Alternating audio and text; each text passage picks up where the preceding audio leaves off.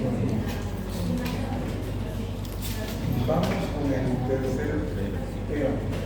La primera parte del tercer tema. Vamos a hablar de trastornos hemodinámicos.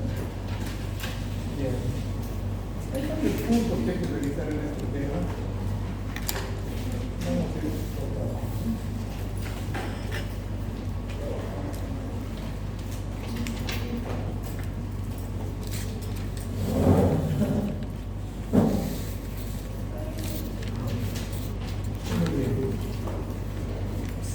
Estos trastornos afectan básicamente a uno de los tres componentes principales del aparato circulatorio.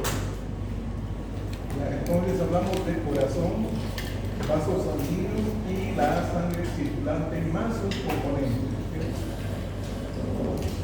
Entonces la sangre está compuesta por agua y electrolitos, proteínas plasmáticas. Entre las proteínas plasmáticas también encontramos los factores de coagulación y también algunos factores plaquetarios. Y obviamente después están también circulando los elementos figurados. Ahí tenemos leucocitos, eritrocitos y plaquetas. Bien. Entonces, ¿cómo están distribuidos los líquidos dentro del cuerpo, en el sistema? Existen dos compartimientos grandes ya. El compartimiento intracelular, que se le ve así como el líquido intracelular, el LIC, y el líquido extracelular, el LEC. Este líquido que está fuera de las células podemos todavía un poquito subdividirlo, ¿no? Uno que es el líquido intersticial, o sea que aquel líquido que se encuentra entre las células, ¿sí? Y también el líquido intravascular, o sea que aquel que está circulando juntamente con la sangre. Bueno, entonces acá tenemos el plasma básicamente acá. Otro compartimiento es, digamos, la vía linfática, ¿no? Donde tenemos también líquido ahí, que es la linfa, que ustedes ya conocen de qué se trata. Y también tenemos los líquidos transcelulares, como ser el líquido cefalorraquídeo, el líquido del tubo digestivo, el líquido intraocular, ¿ya? Y algunos otros espacios potenciales, como los espacios intraarticulares, ¿no? Las cavidades articulares. Entonces, todos esos espacios contienen líquidos, ¿no? Sí, como compartimiento. Pero para hacer la cosa más fácil, vamos a hablar del líquido intracelular y el líquido extracelular, ya con sus bemoles que hemos visto acá, que tienen, ¿no? Acá estamos viendo la circulación, ahí están los vasos, aquí están las células, y este es el intersticio. Entonces, aquí hay líquido, es el líquido intravascular, donde están ahí las proteínas plasmáticas, electrolitos, etcétera, etcétera. También aquí están circulando los elementos figurados, ¿sí? Existe líquido dentro de las células, es el líquido intracelular. Y también tenemos líquido acá en el intersticio, ¿no? El intersticio, este es el tejido que está entre las células, ¿sí? Entonces llamamos acá el líquido intersticial, que también forma parte del líquido extracelular, ¿no es cierto? Se puede hacer, hay varias formas de clasificar eso, pero básicamente es intracelular, extracelular. El extracelular sería el líquido vascular, ¿sí? Y el líquido intersticial, ¿no es cierto? Intersticial. Y los otros líquidos, ¿no? Los transcelulares, como el cefalorraquídeo, el humor acuoso del ojo, en fin. Bueno, entonces vamos a hablar un poquito de la patología de esta dinámica de los líquidos. Entonces, vamos a hablar en este momento de edemas y derrames. Generalmente estos se presentan a causa de alteraciones de la función renal o hepática. Ustedes saben que la función renal se encarga de filtrar líquido, ¿cierto? Y la función hepática se encarga de sintetizar proteínas. Estas proteínas que son muy importantes, ¿sí? Para ejercer una fuerza, ¿no? dentro de los vasos. es la presión coloidosmótica, ¿no? Gracias a las proteínas plasmáticas que se fabrican en el hígado, obviamente. Bien, entonces, por edema o derrame se entiende por la acumulación excesiva de líquido en el espacio intercelular o en cavidades corporales. Bueno, en el líquido celular simplemente se le llama edema, pero cuando ya son cavidades corporales, bueno, se denomina también derrame, ¿cierto? Entonces, como ejemplo tenemos un derrame, digamos, de la cavidad peritoneal, se conoce como la ascitis. Un derrame en la cavidad pleudal se conoce como hidrotóxico. En la cavidad pericárdica, hidropericardia. En las cavidades articulares se llama la hidratrosis. Bueno, sí, cada elemento tiene su nombre, ¿no? Entonces, puede estar en un área específica, entonces llamamos edema localizado, ¿no? Sería la forma localizada del edema. Generalmente es a nivel de los tobillos. O generalizada, cuando afecta a todo el cuerpo, ¿no? El edema generalizado también se llama anasarca. Este líquido del edema es pobre en proteínas, es más ultrasalado que un exudado. Entonces, para eso hay que entender la dinámica de los líquidos, ¿no? ¿Dónde se produce el intercambio de líquidos con los vasos? En los capilares. En la microcirculación. Básicamente en el lecho capilar, como dice acá. Este lecho capilar que tiene un extremo arterial y un extremo venoso. Bueno. En este extremo venoso hay un aumento, ¿sí? Hay una mayor presión hidrostática. Hay una mayor presión hidrostática, ¿sí? Esa presión hidrostática, no sé por qué aquí está, pero aquí la presión hidrostática es, perdón, tienen razón el esquema, perdón, el burro soy yo. Hay mayor presión hidrostática a nivel del extremo arterial, claro que sí. Esta presión hidrostática está dada por la gravedad, la hiperhidratación, el movimiento muscular. ¿Ya? Entonces, esa presión hidrostática permite que los líquidos salgan del compartimiento intravascular al intersticio. No se olviden el hecho de que estos lechos capilares se encuentran de preferencia en el tejido laxo que está próximo a los epitelios, o próximo, digamos, a las cápsulas del cartílago, bueno, básicamente, pero la lámina propia de los tejidos, ¿no? Ahí por debajo de los epitelios.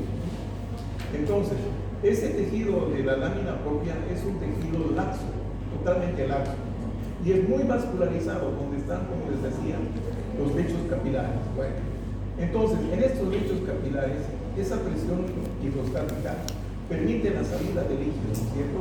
Ya les dije, por la hiperhidratación, gravedad, etc. Y este líquido, como está en el extremo arterial, es una sangre o es un líquido rico en nutrientes y oxígeno. Entonces sale y se difunde a través de este tejido que es laxo, obviamente, es laxo. Ya para luego llegar hacia los epitelios, atravesando la membrana basal o lámina basal de los epitelios, y de esta manera alimentar a las células epiteliales que son avasculares. Todos los epitelios no tienen vasos, entonces se alimentan de esa forma.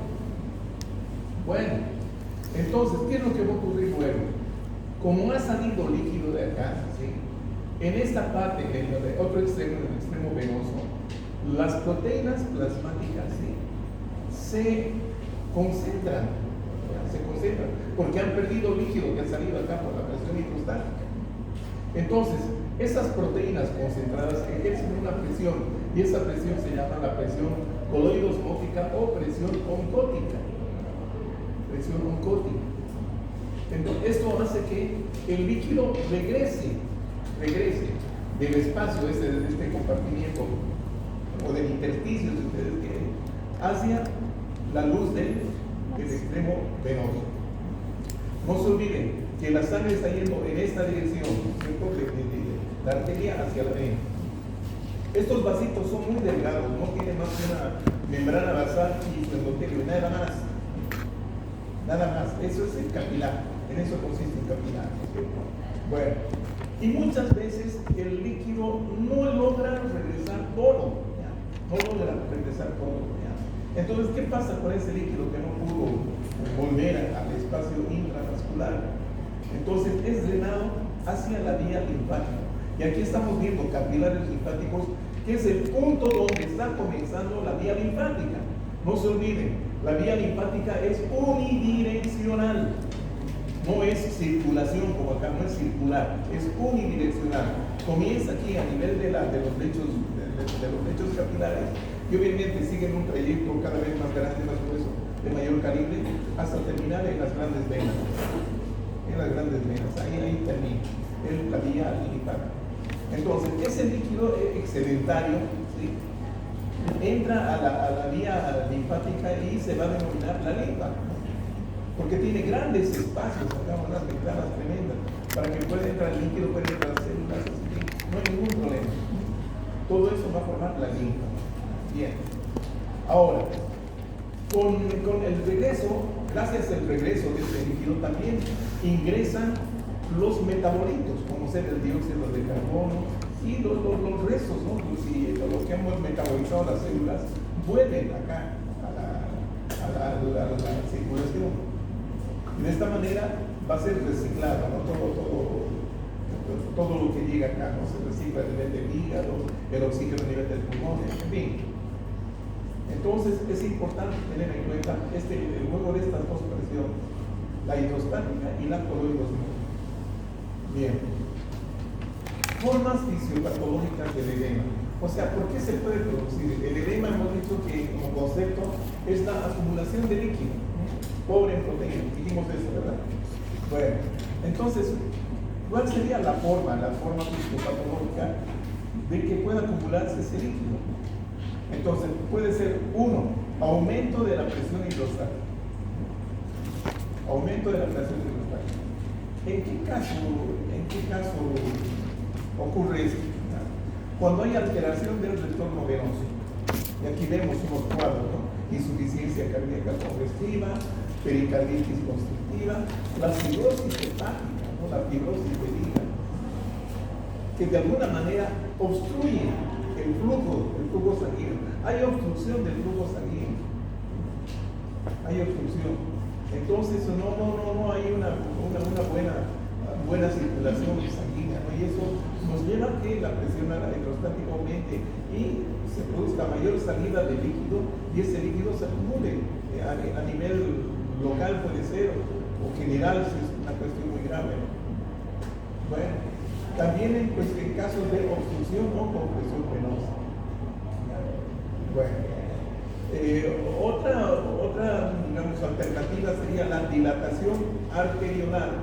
No, aquí hay que tener, digamos, en cuenta que después de una lesión vascular, ¿sí?, hay factores neurohumorales que inducen a una vasoconstricción transitoria, ¿no? Pero es muy transitoria, que después se va a dilatar lógicamente, ¿no? Entonces acá esto se produce por el calor, una dilatación referida al calor.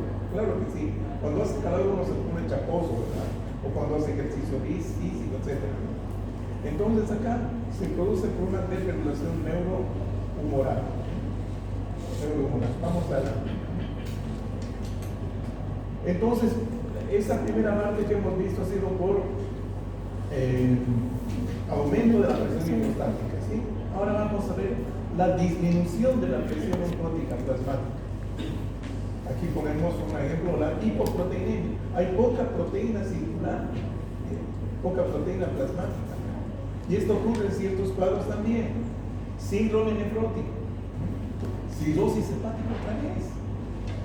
¿Por qué será la cirrosis hepática? Si ya causó el problema con el aumento de la presión hidrostática. Acá, ¿cómo interpretan esto? ¿Saben lo que es la cirrosis, obviamente? ¿No es cierto? Es la fibrosis del hígado. Es un hígado como cicatrizado. Ya después de que hubo necrosis de grandes áreas, esto es reemplazado por tejido fibroso. Entonces, ¿qué está pasando? ¿Por qué en la cirrosis, sí, hay edema? Inclusive hay derrame ya así. así, a nivel de la calidad peritoneal. Luego también tenemos en la desnutrición, obviamente, por falta de deporte alimenticio. Y también acá nos mencionan gastroenteropatía con pérdida de proteínas. Bueno, acá entonces la palabra clave es la proteína. ¿Por qué la proteína? O las proteínas. ¿Por qué? ¿Qué tienen que ver las proteínas? En todo esto, ¿qué tienen que ver con la prevención con los cólicos?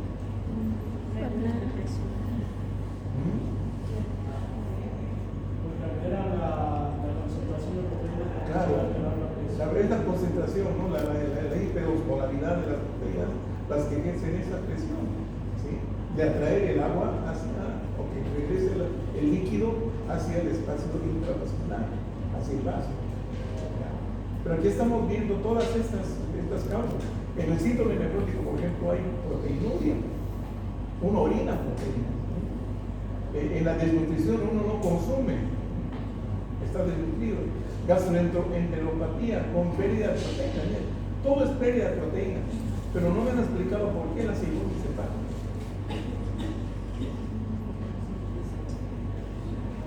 Porque el hígado sintetiza proteínas. Exactamente, esa es la razón. Como la albúmina. Claro, y en la cirrosis, ¿qué es lo que pasa? La mayor parte del parénquima es hiperplasado por cicatriz. Entonces no hay material funcionante. Entonces hay proteinuria por eso. Bien.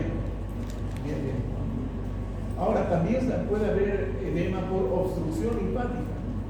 ¿Qué función tienen los linfáticos en este asunto del movimiento de los líquidos, en la dinámica de los líquidos? ¿Para qué sirven los linfáticos? Claro, para el drenaje del líquido excedentario, ¿no es cierto? Porque si no drenan, pues se va a acumular y se produce un edema. En condiciones normales estamos hablando. Bueno, ahora, cuando hay obstrucción linfática, puede ser por causa inflamatoria, una linfangitis, una neoplasia linfática, un linfosarcoma, bueno, en fin. La radiación también puede afectar a los linfáticos. Como son paredes tan delgaditas, entonces son bastante frágiles. Oye, y también postquirúrgicas, sobre todo cuando se hace, se extrae tumores, pero hay que extraer a veces los tumores, son tan complicados que hay que sacarlos con todo el drenaje linfático, ¿no? Para evitar la metástasis. Entonces ahí es el problema, la postquirúrgica. Y esto se ha visto mucho en mastectomías, ¿no? Mastectomías radicales, con vaciamiento ganglionar de la axila. Bueno, seguimos viendo algunas otras formas fisiopatológicas del edema. Retención de sodio y agua, dice acá. Ingesta excesiva de sal en aquellos pacientes con insuficiencia renal. Aumento de la reabsorción tubular de sodio.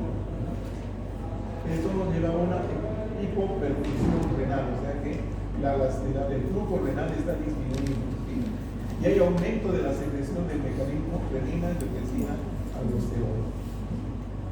Y una última alternativa sería la inflamación, ¿no? La inflamación, pero eso ya hemos visto, ¿no?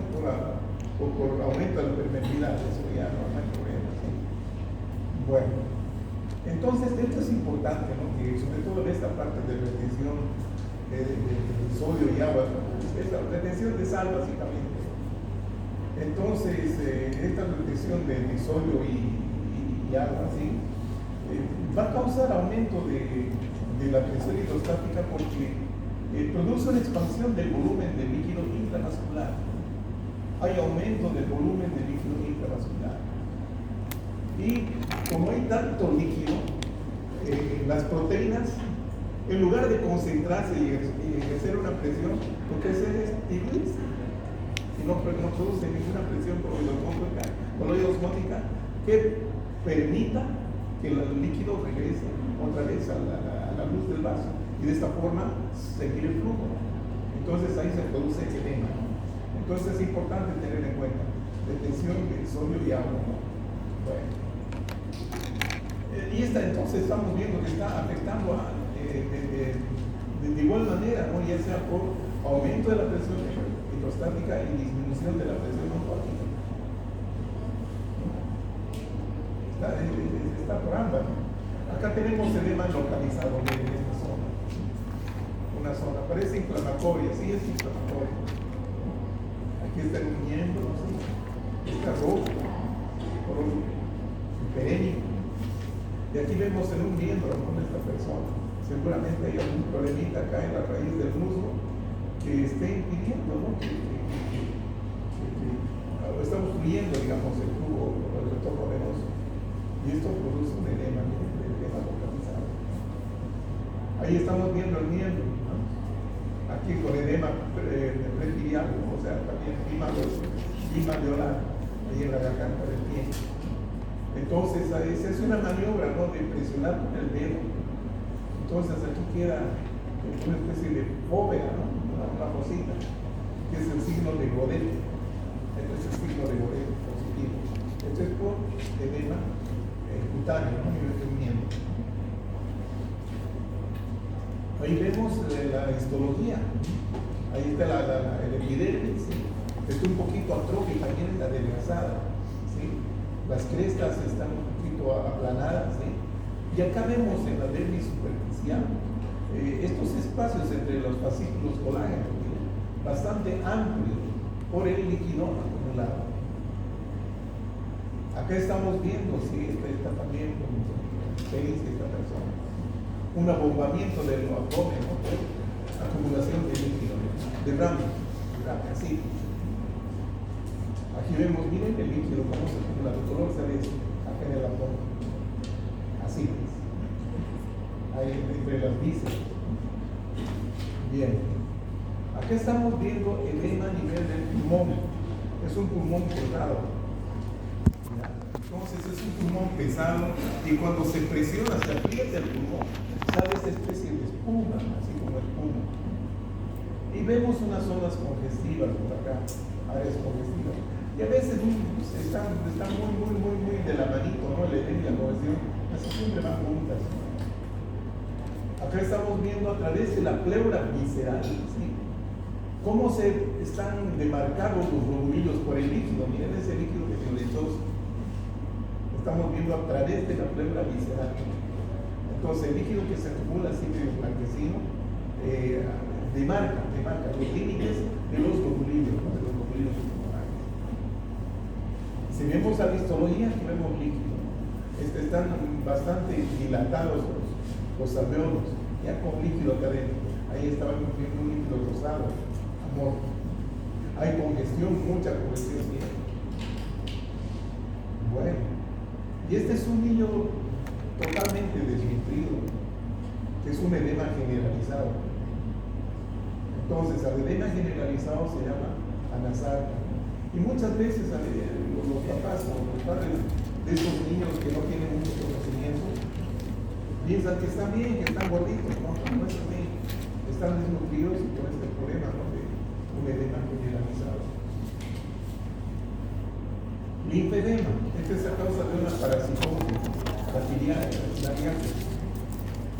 Bueno, esto causa esta patología que se llama hepatitis, porque se parece mucho a la falta de hepatitis. Si vemos acá, miren, empieza de la cintura para abajo, inclusive las bolsas escrotales están hepatizadas. Miren toda la piel cómo está hepatizada. Por la filiaria, ¿no?, es un parásito. Bien, otro punto.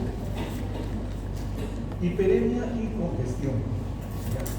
Son dos conceptos que tienen que tener clara la cosa. La hiperemia es un proceso activo, si quieren subrayar activo, donde el mayor aporte de sangre se debe a la dilatación arteriolar.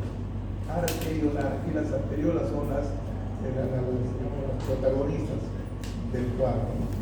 Ejemplo, el ejercicio muscular y otras situaciones, ¿no?, herramientas, no sé, emociones, ¿sí?, causa un enrojecimiento de la parte afectada, ¿sí?, acompañada de un aumento de temperatura y volumen de la sangre, ¿sí?, ya que hay más sangre de lo normal, o sea que hay mayor circulación, se acumula la sangre. porque allí va una dilatación, ¿no es cierto? Arteriolar, las arteriolas, proceso activo. La congestión, proceso pasivo, causado por la disminución del drenaje sanguíneo de un tejido, o sea que no está circulando bien, hay un stop que está provocando que no circule bien el líquido sanguíneo, no la sangre, entonces se acumula y eso se llama congestión.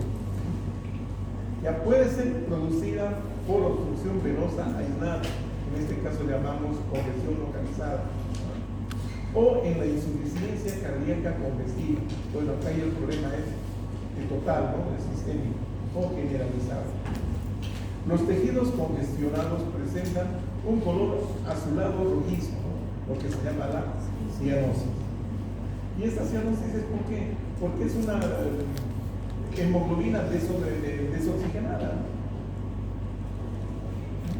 Desoxigenada, no tiene oxígeno. Por eso ese color es más que pretende o tiende a ser azulado. Aquí estamos viendo unas situaciones de hiperemia activa, ejercicio físico, esta persona, bueno, no funciona su computadora, ¿no? Y este niño que está haciendo su chiquillo. Bueno, ahí tenemos la hiperemia, miren, los vasos están dilatados y hay aumento del volumen sanguíneo localizado en esta zona, la hiperemia. Bueno, tal vez esto nos ayude un poquito a entender. Hiperemia, que también puede llamarse el eritema, ¿sí? Bueno, está bien. Hay aumento del flujo en el extremo arterial, ¿sí? Eso es lo que decimos.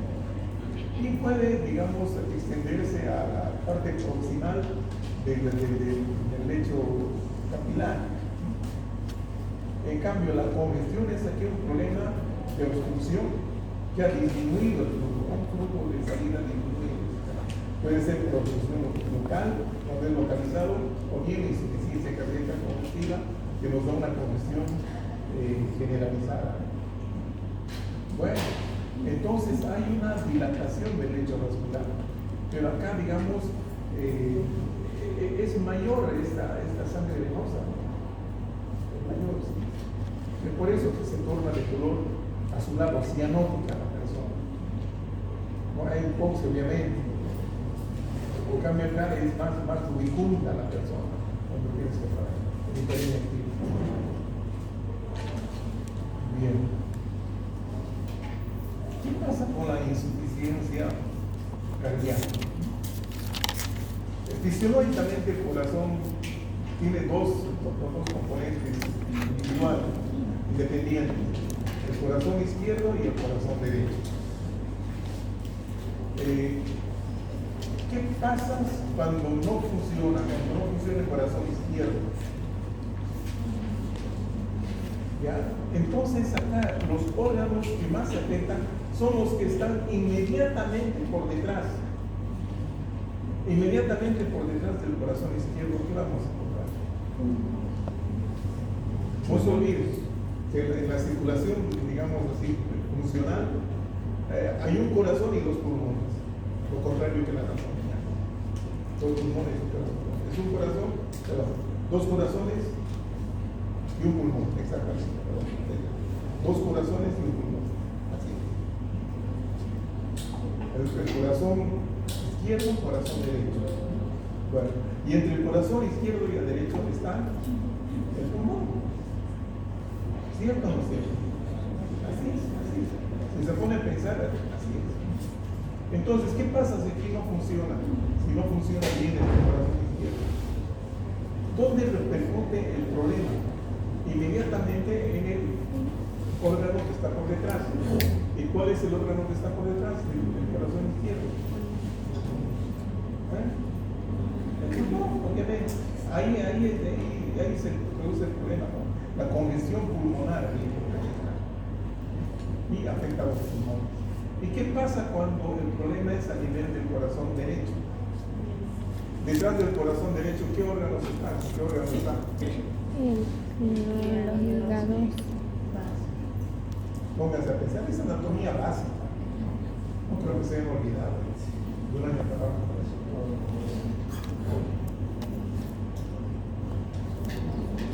Bueno, está del sistema, ¿no es cierto? A ver, pónganse a pensar. Al corazón derecho tiene su aurícula y su ventrículo, ¿no? A la aurícula le llegan la sangre de todo el cuerpo, básicamente, ¿cierto? Aurícula derecha. Pasa al ventrículo derecho. Del ventrículo derecho va hacia el pulmón, hacia los pulmones. En los pulmones se recibe. Del pulmón salen hacia el a la aurícula izquierda. De la aurícula izquierda al ventrículo izquierdo. Y del ventrículo izquierdo se distribuye por todo el sistema. Pero que el problema no está en los órganos que están por delante, sino por detrás. Y en el caso del corazón derecho, ¿qué órganos están por detrás? De aquí les presento, chicos. Están el hígado, el vaso, riñones, y bueno, y todo el sistema básicamente. Entonces la congestión se manifiesta básicamente en estos órganos, ¿cierto? En cambio, en la izquierda es en el pulmón. Y aquí tenemos un pulmón congestivo, aumentado de volumen, miren, está más edematoso. Obviamente hay áreas congestivas y aquí se notan las marcas de las costillas, porque pues, se inflama. Y la histología que nos muestra, sí, hay líquido, acá se puede ver líquido en los alveolos. Los alveolos están algo dilatados, hay mucha sangre, miren. Inclusive dentro de los alveolos, pero donde se ve más es en los tabiques alveolares. La salida del glóbulo rojo. Y la congestión pulmonar se debería. ¿Qué problema? ¿Cuál sería el problema cuando hay congestión pulmonar? En este caso izquierdo. Bueno. Y acá tenemos, ¿no? Volvemos a ver un preparado histológico del pulmón, en este caso de congestión pulmonar. Hemos dicho que hay hemorragia, ¿no? Siempre hay salida de eritrocitos. Bueno. Entonces, los macrófagos alveolares lo que hacen es limpiar la zona, limpiar la zona, tratan de mantener limpia la zona y empiezan a fagocitar estos, primero los eritrocitos. Entonces, dentro del macrófago, estos eritrocitos empiezan a metabolizarse, ¿no es cierto? Y queda libre el pigmento de hierro. Entonces, bueno, se ve el pigmento, este pigmento a base de hierro, ¿no es cierto? Y entonces les da ese color, ¿no es cierto? Ese color al pulmón, ese color. Estas se llaman las células de la insuficiencia cardíaca, que no son nada más que macrófagos que han fagocitado eritrocitos, pero a esos eritrocitos los han, digamos, degradado, los han digerido, ¿ya? Y quedó libre el hierro, y ese hierro es el que le da ese color, así color café al dorado. Así es. Bueno, eso está en el pulmón. Aquí estamos viendo en el hígado, por ejemplo, ¿cierto? Este aspecto de hígado de nuez moscada que llaman. Entonces, estas partes más rojitas, más oscuras, son las zonas, digamos, más congestivas, que son las zonas centrolobuliares. Ya, pues, centrolobuliares, y así es. Entonces, son los sinusoides los que están llenos de sangre. En este caso, de la congestión facial, por una cardiopatía derecha. Ahí vemos, miren, ahí está la vena central, ¿sí? Y aquí está la parte interna, digamos, la zona pericentral. Los sinusoides dilatados y llenos de sangre. Esto es lo que les da el aspecto de hígado enmoscado. Bien. Otro punto, la hemostasia. Entonces vamos a contarles algunos conceptos que son importantes que ustedes sepan, ¿no? La hemostasia, ya como su nombre indica, no es, digamos, parar la hemorragia, detener la hemorragia. Es un proceso fisiológico normal que se presenta en sitios de lesión vascular y culmina con la formación del coágulo, con la finalidad de hacer que la sangre en estado líquido permanezca dentro de los vasos sanguíneos. ¿Sí? Ahí tiene que quedarse. ¿Sí? Entonces ha habido una lesión, un corte de un vaso. Entonces este sangrará por un tiempo, ¿sí? Pero viene ya el tiempo de hemostasia, de coagulación o hemostasia. ¿Sí? Entonces la finalidad es evitar que la sangre salga, ¿no?, de su lugar, que es el espacio intravascular. Bueno, posteriormente se repara el daño y estos coágulos que quedan se disuelven, ¿no? Es un proceso normal que ocurre durante este proceso que es la hemostasia, ¿cierto?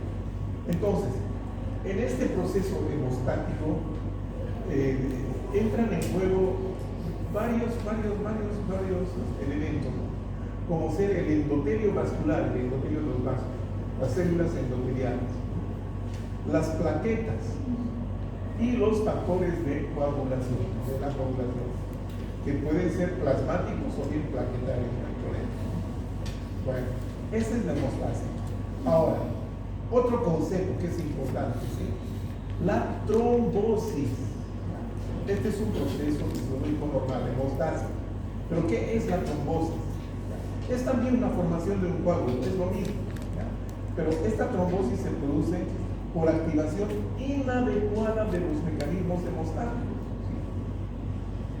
Dentro de un árbol vascular, entre comillas, intacto. ¿Ya? O sea que no hay una lesión, no hay un corte, no ha habido una tracción, ni un trauma, nada. ¿Sí? Todo bien, aparentemente no hubo nada, pero empiezan a aparecer coagulitos. Entonces, esos son trombos. Y para que se produzca este fenómeno de trombosis, existen muchas causas que vamos a ver, no sé si en esta clase, ¿no? Ya, pero primero vamos a tratar de entender a la hemostasia. Aquí estamos viendo el ejemplo de una herida, un corte. Se han cortado estos vasos. Entonces hay extravasación de sangre por estos sitios y la sangre se acumula en este sitio de la herida. Y va a estar un tiempo hasta que se coagule, hasta que se activen los factores de la coagulación y se tapen estas paredes, las paredes de este vaso, y ya no siga saliendo sangre. Entonces, una vez que se solucionó la salida, el escape de sangre, sí, acá se forma un coágulo y este coágulo también tiene su curso. Ya, primero servirá para que no se infecte esterina, sino para proteger de potenciales infecciones. Luego se producirá la reparación. En este caso sería, si no se sutura, tendría que ser por segunda inyección, no cicatriz. Una pequeña cicatriz, ¿no? Pero bueno, sucede. Bien. Entonces, ¿qué pasa en la hemostasia normal? Para este proceso de hemostasia, ¿qué elementos entran en juego? Las plaquetas, los factores de coagulación y el endotelio. Endotelio,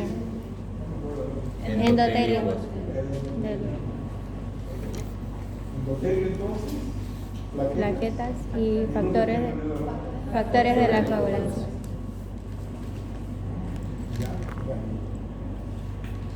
Entonces existe una hemostasia primaria, también se llama plaquetaria, que es la respuesta inicial a la ruptura o la rotura de un vaso.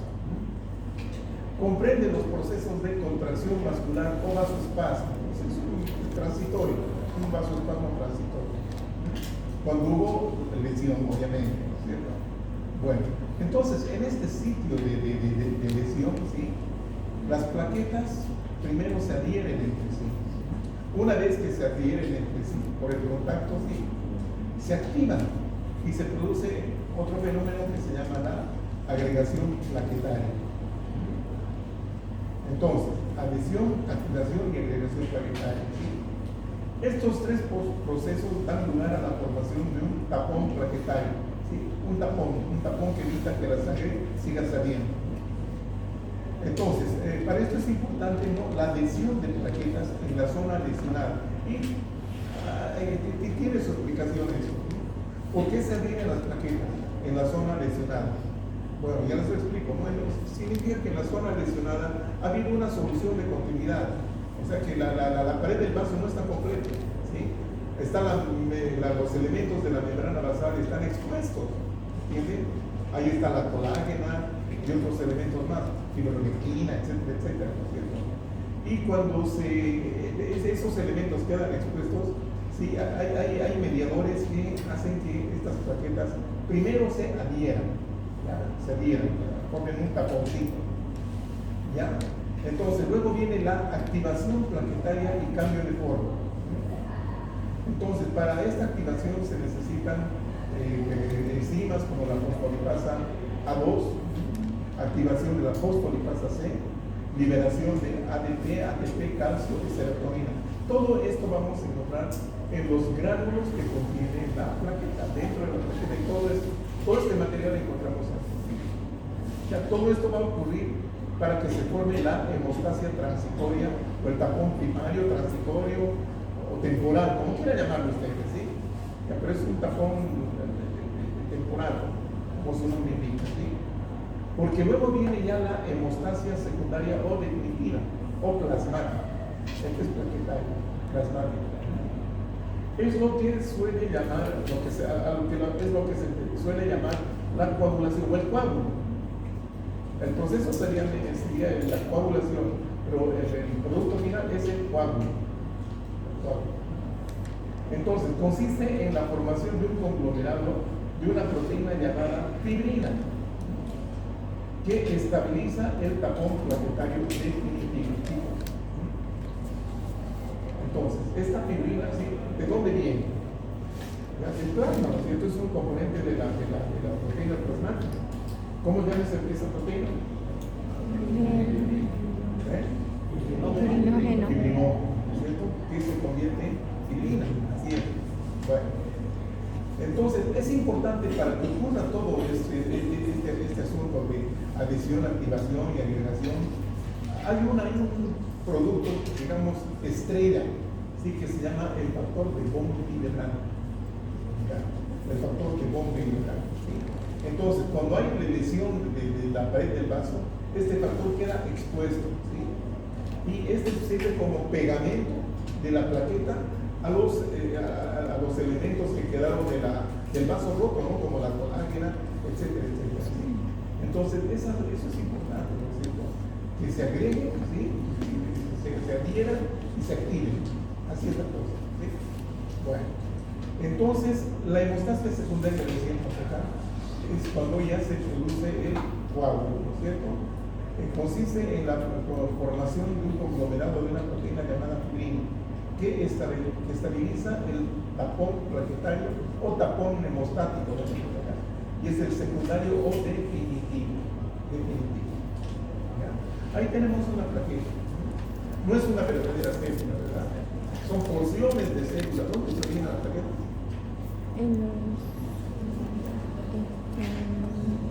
¿Verdad?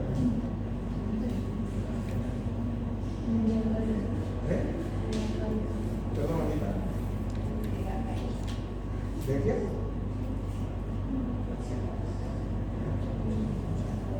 Y van a votar el domingo y no saben dónde se origina la plaqueta. Los megacariocitos, ¿no? ¿Perdón? Los megacariocitos. Megacariocitos. ¿Y dónde están los megacariocitos? O sea, son fracciones de citoplasma de los megacariocitos que ingresan a la circulación y ahí están, que tienen su función. Tal vez la más importante sea la hemostasia. Bien, entonces ahí tenemos con todos sus elementos para reconocerlos. Su membrana externa, ahí tenemos estos canales que se introducen hacia el interior, ¿no es cierto? Que es el sistema canalicular abierto. Y también en el interior existen los gránulos, ¿no? Que son gránulos de diferentes tipos, ¿no? Ya hay gránulos de glucógeno, los gránulos alfa también son importantes. Y también hay microtúbulos acá que forman parte del citoesqueleto, ¿no es cierto? Es el sistema tubular denso. Y aquí hay otro sistema de túbulos, que es este así, que son como un anillo, que son los que le dan forma. Es el citoesqueleto de la plaqueta. Son los túbulos así que que forman, digamos, la estructura. Así es. Así es. Entonces acá tenemos mitocondrias, sí, hay mitocondrias, gránulos, es lo más importante que hay que destacar. Bien. Entonces, los gránulos específicos de las plaquetas. Tenemos varios tipos, digamos.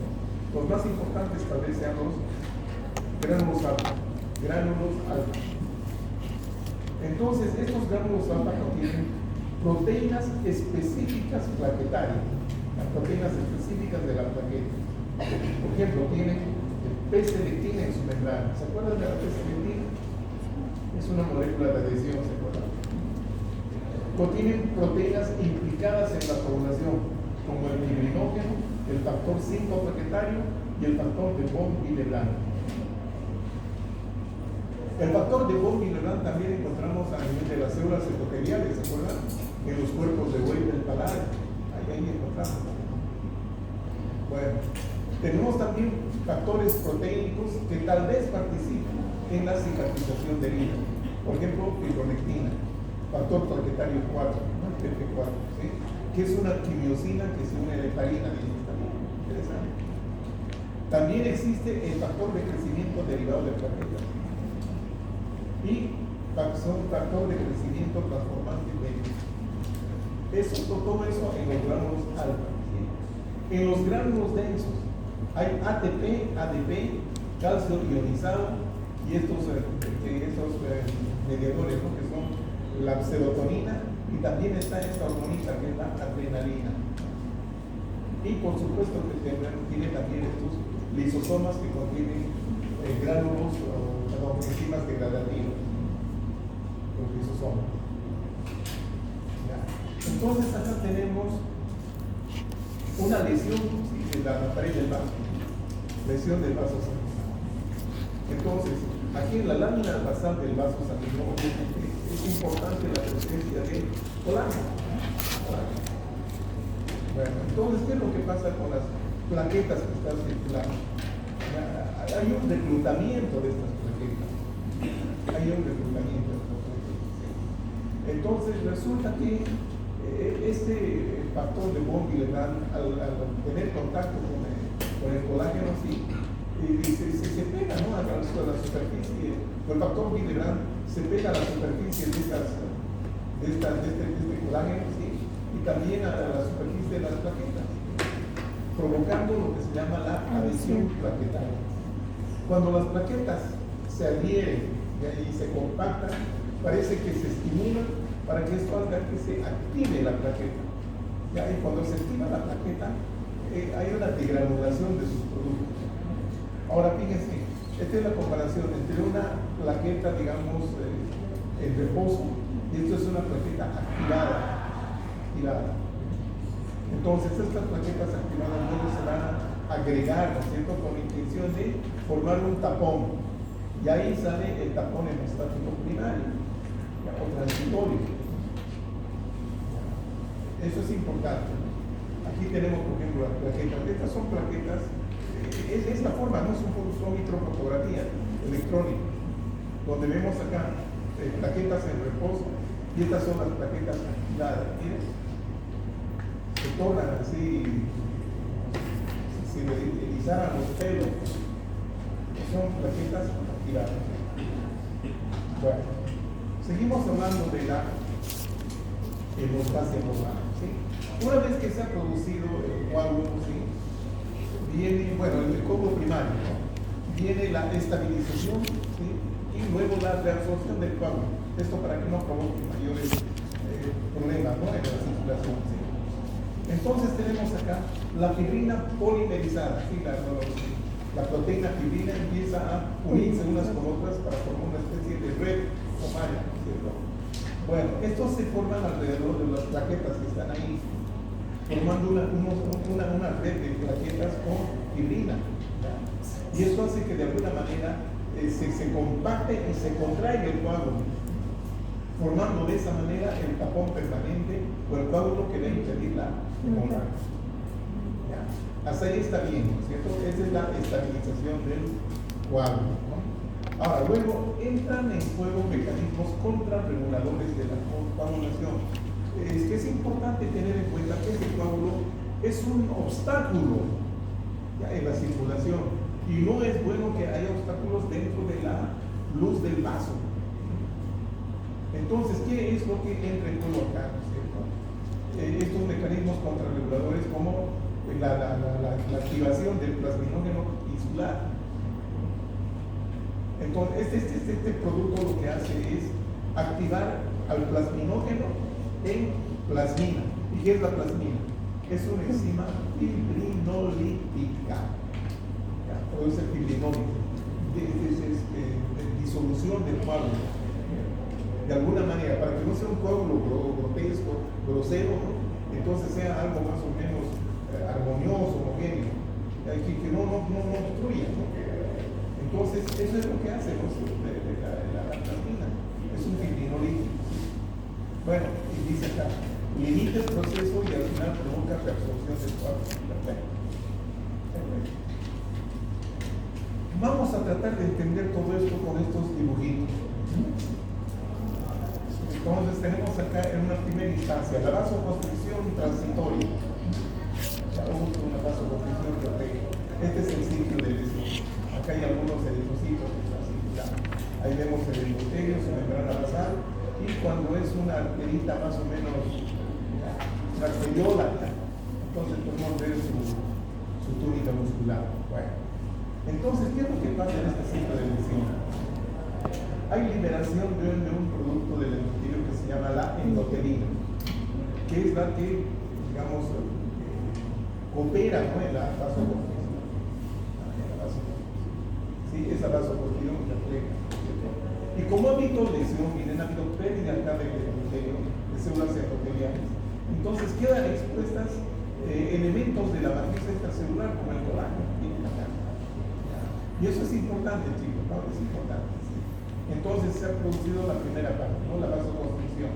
Luego viene la segunda etapa, que es la hemostasia primaria. ¿Qué es lo que está ocurriendo acá? Que las plaquetas, ¿sí?, primero se reclutan, ¿no es cierto?, y luego se adhieren unas con otras. Acá es importante la participación del factor de von Willebrand, ¿no es cierto?, para que puedan adherir, ya sea plaqueta con plaqueta o plaqueta con colágeno. Entonces, una vez que están ahí unidas las plaquetas, estas que estaban ahí tranquilitas, bonitas, se enojan. Hay cambio de forma, no se toman crespas. Y bueno, eso quiere decir que están activadas. ¿Ya? Y la activación de la plaqueta provoca la liberación de sus granos, principalmente adenosín-fosfato y el tromboxano A2, ¿no?, que es un medidor químico de inflamación. Bueno, luego vienen más plaquetas, ¿no es cierto? Ese es el reclutamiento. Y esto todavía, pues, gracias al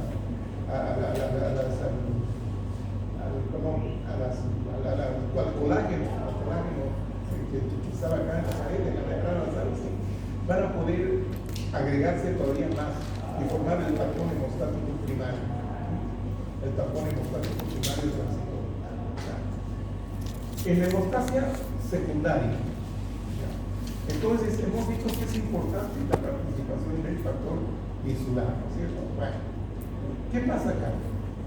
Que en este proceso de cuando se compacta, se agregan las plaquetas, ¿sí?, se expresan, ¿no?, con polímeros complejos de sus membranas celulares. Y esto hace que se active la trombina. La protrombina, que la activación de qué proteína, la proteína inactiva se llama protrombina.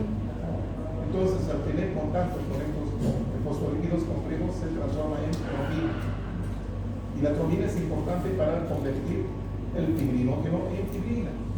Y aquí estamos viendo en el punto 4, la polimerización de la fibrina. O sea, la fibrina, al principio, el fibrinógeno llega en fracciones, en moléculas pequeñas, ¿no? Pero cuando tienen que producir la red esta del coágulo, estas ya se unen unas con otras, eso se llama la polimerización. ¿Ya? Entonces ahí se forma la red, ya para que se forme el coágulo definitivo. ¿Ya? Y obviamente el factor tisular, aquí en el primer punto, son los que se encargan de controlar de que este coágulo no sea muy grande, que pueda producir una obstrucción, un tapón total, ¿no? Eso ya sería fatal. Entonces, hay que mantener ahí que mientras esté bien la zona lesionada, bueno, este factor tisular es el que controla ese proceso. Y por último tenemos la estabilización del coágulo, ¿no es cierto? Ahí estamos. Gracias a la malla de filina, que un poquito se contrae, hace que también se contraiga el coágulo. Bueno, y acá dentro del coágulo muchas veces quedan atrapados eritrocitos, neutrófilos. Y aquí viene también el factor 8 que se activa, ¿no es cierto? Se activa. Y esto permite el enlace covalente cruzado de la filina, ¿ya? O los enlaces cruzados covalentes de la filina queden activados, ¿no es cierto? Y de esta forma está preparado ya nuestro coágulo definitivo. Obviamente es necesaria luego también la participación del factor tisular, activando la plasmina, que es un fibrinolítico, ¿sí? Que va a disolver el coágulo cuando esté, digamos, ya todo esto preparado, ¿no? Bien. Entonces acá tenemos todo esto que hemos visto son cambios, ¿no? de endoteliales. Las células endoteliales normales expresan múltiples factores que inhiben las actividades procoagulantes de las plaquetas. O sea, ¿qué nos quiere decir esto? Que expresan factores que van a producir que no se produzcan coagulación dentro del vaso, que inhiben las actividades procoagulantes, por ejemplo, de las plaquetas u otros factores de la coagulación. Y además es importante que hay potenciación de la fibrinólisis, ¿sí? Mediante el factor tisular, la liberación del factor tisular. Ahí está el detalle, ¿no es cierto? Estos factores actúan conjuntamente para prevenir la trombosis. La trombosis entonces es una coagulación pero anormal. Ya vamos a ver cuando nos toque el punto, ¿sí? Ya, y limitar la coagulación a las zonas de lesión vascular, que no se extienda, que no se expanda, ¿cierto? Que mientras esté la herida ahí presente, entonces estas van a cubrir hasta que se repare la zona, ¿cierto? Entonces acá hay mecanismos procoagulantes y anticoagulantes. Estos son los anticoagulantes y estos son los procoagulantes. Estos son los más importantes, ¿cierto? Ahí tenemos, por ejemplo, estas moléculas, ¿no? Que dicen que son las moléculas del tipo heparina, estas que pegaditas al nivel. Aquí tenemos la antitrombina, que neutraliza la trombina, ¿sí? Entonces, estas, al unirse a esta molécula del tipo heparina, se forma un complejo. Antitrombina. Esta es la antitrombina con la molécula del tipo heparina. Ahí tenemos nuestro complejo.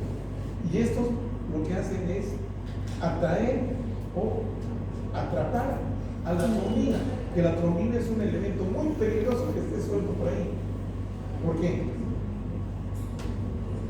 Va a activar al fibrinógeno exactamente. Y se produce una coagulación ahí dentro del vaso. Y eso es grave, Entonces acá inactiva, dice la trombina y otros factores de la coagulación. Por una parte. Por otra parte tenemos una molécula que se llama el inhibidor de la vía del factor tisular. Inhibidor de la vía del factor tisular. ¿Sabían ustedes que el factor tisular es muy importante? Que es un anticoagulante tremendo, ¿no? Es un fibrinolítico. ¿Sí? Bueno, ¿qué pasa con este inhibidor de la vía del factor tisular? Inactivan los complejos factor tisular y factor 7 activado, 7A, ¿no? Eso es, ¿no? Inactiva. O sea, de esta manera también va a bloquear el proceso de coagulación. Por otro lado, tenemos otra vez la trombinita que está ahí dando vuelta, ¿cierto? Pero también la célula endotelial tiene otras moléculas que se llaman la trombomodulina, que la atrae hacia sí y se forma y se une, ¿sí? Ahí está, se une de esta manera, formando un complejo. Entonces, la formación de este complejo va a producir la activación de esta proteína C que está circulando, la proteína C. Entonces acá tenemos la proteína C activada, activa. Entonces, esta proteína C activa es muy importante porque inactiva otros factores de la coagulación, ¿no? Pero para que logre este cometido es necesario la intervención de la proteína S. Entonces inactivan los factores 5 y 8 de la coagulación. Esta A significa que están activadas. Por otro lado, también producen otro tipo de elementos, ¿no? Libera, por ejemplo, la prostaciclina, óxido nítrico, ¿sí? Y la adenosina bifosfatasa, ¿sí? Que se encargan de inhibir a la agregación plaquetaria, que no se produzca un coágulo académico. Entonces, en un endotelio, es decir, intacto, no puede haber coagulación, porque sería ya tremendo, no sería ya una trombosis, sería, ¿no? Se volvería un coágulo, pero el coágulo se va a denominar trombo. Bueno, de aquí el factor del carcinoma tisular ya va a activar la fibrinolisis. Por si acaso por ahí se ha disparado alguna de estos bichitos, ¿sí? Y se empieza a formar un coagulito por ahí. Entonces se activa este factor del tisular del plasminoide, ya que activa la plasmina actúa como fibrinolítico. Entonces este es importante, acá, bueno, dice que favorece protrombóticos, ¿no? Acá las plaquetas, ¿no es cierto? Y el factor, cuando se libera o se expone el factor de von Willebrand, ¿no es cierto? Esto hace que se adhieran las plaquetas, luego se activen, se agreguen y bueno, y se forma el coágulo, ¿no es cierto? Entonces acá tenemos la secuencia de la coagulación extrínseca. Bueno. La cascada de la coagulación. ¿Cómo funciona esto? La cascada de la coagulación. Dijimos plaquetas, coagulación, factores de coagulación. Para hacerlo, esto es lo más sencillo que pueden encontrar, porque es todo una historia eso. Para que se produzca el coágulo existen dos vías, la vía intrínseca y la vía extrínseca. ¿Cómo se activa la vía intrínseca? Por contacto con la colágena subepitelial, con la colágena de la membrana basal o lámina basal, ¿sí? Bueno, todo eso es como una cascada, como dijimos, es una serie de pasos que terminan con la activación del, bueno, un paso intermedio es esto, ¿no? Activación del factor Kagena, el factor 12, y cuando se activa sería el factor 12A. Bueno, por una parte. La vía extrínseca es cuando hay daño tisular, hay lesión tisular, ¿sí? Activación del factor tisular que activa el factor 7. Bueno, entonces, aquí están estos factores, el 12 y el 7 van a activar este factor común, ¿ya? Que es el factor 10. Este factor 10 activado, ¿sí? Activa para que la protrombina se convierta en trombina y la trombina convierta en trombina, y de esta manera se forma el coágulo. Es lo más sencillo que podría encontrar. Bien. Trastornos hemorrágicos. No es mucho, pero vamos. Existe variación en cuanto a su presentación.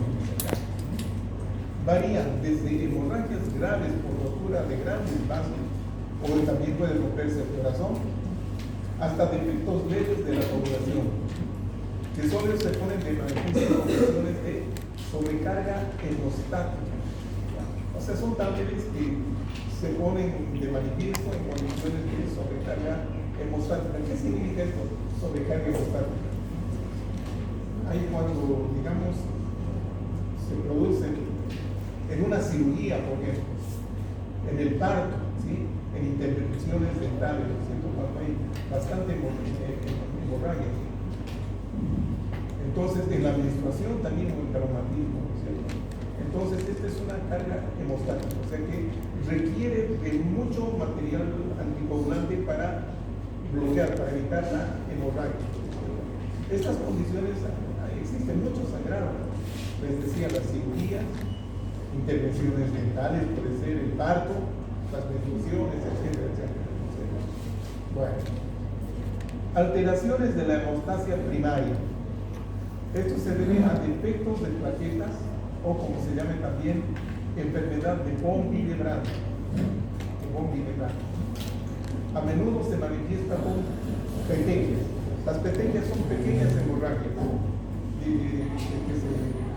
que se presentan en piel o en mucosa. Alteraciones de la hemorragia, de la hemostasia secundaria.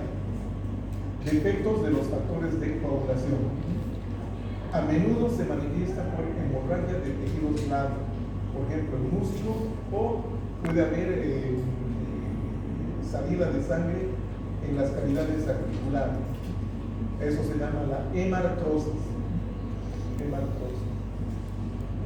Bueno, alteraciones generalizadas con afectación de vasos pequeños. A menudo se manifiestan por un signo, ¿no?, que se llama la púrpura palpable, que son pequeñas hemorragias distribuidas también en piel y mucosa. O bien equimosis, ¿ya? Es cuando esas hemorragias empiezan a evolucionar, se tornan más azuladas, entonces a ellas se llama equimosis. Bueno, entonces estas púrpuras, esta púrpura o estas equimosis son hemorragias que tienen un tamaño de 1 a 2 centímetros. En la púrpura y equimosis, el volumen de sangre extravasada puede ser suficientemente grande, ¿verdad?, para crear una masa de sangre palpable, que se pueda palpar inclusive. Y estas se conocen como hematomas. Entonces tenemos aquí, hemos visto petequias, púrpuras. Las más pequeñitas son las púrpuras, ¿no? Son pequeñitas, 1 a 2 centímetros. Y estas pueden ser más grandes, dice acá. Inclusive si se acumulan pueden producir esas acumulaciones de sangre que se llaman los hematomas. Bueno, mecanismos de la coagulación vamos a ver acá, ¿no? Los factores de la coagulación se activan, esto es importante, chicos. Los factores de la coagulación se activan únicamente en sitios de lesión, ¿ya?, donde los fosfolípidos de las membranas han quedado expuestos. Eso es lo que vimos. El endotelio sano no permite agregación plaquetaria. El efecto de la plasmina, ya saben lo que es la plasmina, ¿no es cierto? Es un fibrinorígeno. Descompone a la fibrina en sitios de endotelio intacto. O sea que es importante, ¿no?, la liberación del factor activador del plasminógeno, que a la vez da lugar a la plasmina, y esto disuelve cualquier intento de coágulo en un endotelio intacto. Es importante eso. Ahí tenemos un coágulo, mire la fibrina, una verdadera malla, con una serie de células en su interior, ¿no?, plaquetas, leucocitos, en fin. Es el coágulo, ya estabilizado. Bueno, ahora vamos a esto, la trombosis. Es la activación anormal del proceso de la coagulación en un vaso no lesionado, o sea, en un vaso aparentemente intacto, ¿sí? Porque no ha habido rotura, trauma, nada, pero sin embargo empezó a activarse el proceso de coagulación. Bueno, entonces puede ser también la oclusión de un vaso por la presencia de un coágulo que se llama trombo. Entonces esa es la trombosis, cuando hay oclusión de un vaso por esa masa que se ha coágulo. Pues también puede haber un vaso lesionado levemente por alguna razón, pero el vaso está completamente normal, sano. Puede haber alguna lesioncita a nivel del endotelio, pero el vaso está completo, ya no ha habido corte, trauma, nada de eso, ¿sí? Entonces es importante para que se produzca la trombosis. Factores que influyen en la trombosis. Acá se menciona la tríada de Virchow. Es la lesión endotelial, más importante. Alteración del flujo sanguíneo. Hablamos cuando es lento o cuando es fuerte. Éstasis o turbulencia. ¿Ya? Y condiciones de hipercoagulabilidad. eso depende mucho de la persona, ¿no es cierto? Hipercoagulabilidad, cuando de nada se coagula. Entonces son tres puntos que sostienen, digamos, este fenómeno llamado la trombosis. Bien. Entonces la lesión endotelial, vamos a ir por partes. Lesión endotelial es el resultado de la interacción entre los componentes de la matriz subendotelial. Ahí estamos, digamos, incluye la membrana basal y el factor tisular que han quedado expuestos, ¿sí? Seguidos de la adhesión capital. La lesión endotelial, hemos dicho que puede ser por cualquier causa, puede ser una infección inclusive, que de alguna manera altera la situación de la célula endotelial, ¿no? Entonces esto puede dar lugar a que se produzca un coágulo, no necesita. Bueno, es importante eso. El factor tisular es importante también que esté presente, que esté expuesto para disolver cualquier intento de coágulo. Entonces es importante que este factor tisular es el factor predominante, dice acá. Perdón, la lesión endotelial es el factor predominante del órgano. Afecta especialmente al corazón y a las arterias, corazón y arteria, lesión endotelial. Puede producirse, ¿sí?, por estrés hemodinámico, miren ustedes. Hablamos de hipertensión arterial, ¿sí?, presencia de válvulas cicatrizales, endotoxinas bacterianas que ya mencionamos, ¿sí?, situaciones o estados de hipercolesterolemia, cuando tenemos colesterol bastante alto. El tabaquismo también es un factor de riesgo. La radiación es importante. También puede ser provocada por presencia de radicales, ¿no?, de las especies reactivas del oxígeno, los ERGO, ¿no?, enzimas proteolíticas que pueden dañar las células endoteliales, citoquinas proinflamatorias que inducen a la apoptosis en las células endoteliales. Esto en situaciones de inflamación, digamos, en infecciones virales como la infección SARS-CoV-2, que pueden inducir una respuesta inflamatoria excesiva y daño endotelial. Eso es lo que pasa con el COVID, ¿se acuerdan? Que había problemas a nivel pulmonar, sobre todo problemas de coagulación. Era por eso. Bueno, y acá solo tenemos un depósito de este material que viene del colesterol, hipercolesterol, que son las placas de ateroma, que están acá, ¿no?, en la íntima del vaso. Miren, aquí está el endotelio, reduciendo la luz. Entonces, la sangre, al pasar por esta zona, está con el calibre disminuido, puede producir lesiones endotelial, el flujo mismo, que puede ser, como está cerradito, puede ser más fuerte. Y esa fuerza del flujo, ¿sí?, el paso del flujo, puede dañar el endotelio, ¿no? Y esto puede causar, ¿sí?, una activación de plaquetas y la formación del coágulo, ¿verdad? Bien. Entonces, en las alteraciones del flujo vascular vamos a mencionar las turbulencias,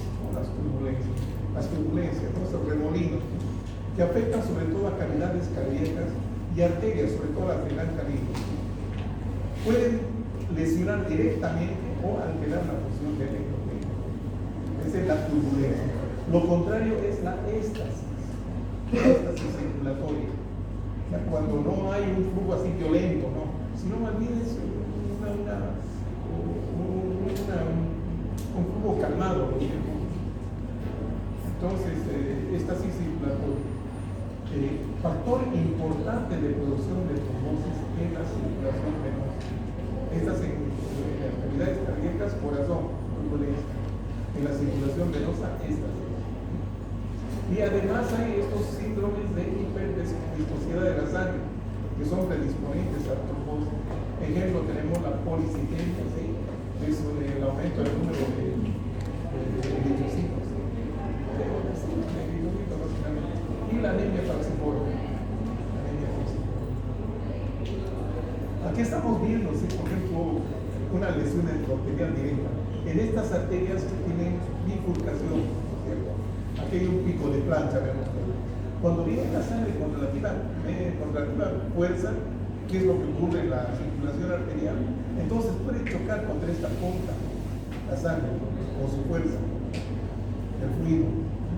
Entonces puede causar lesión endotelial. Y aquí se está produciendo un trombito. Y después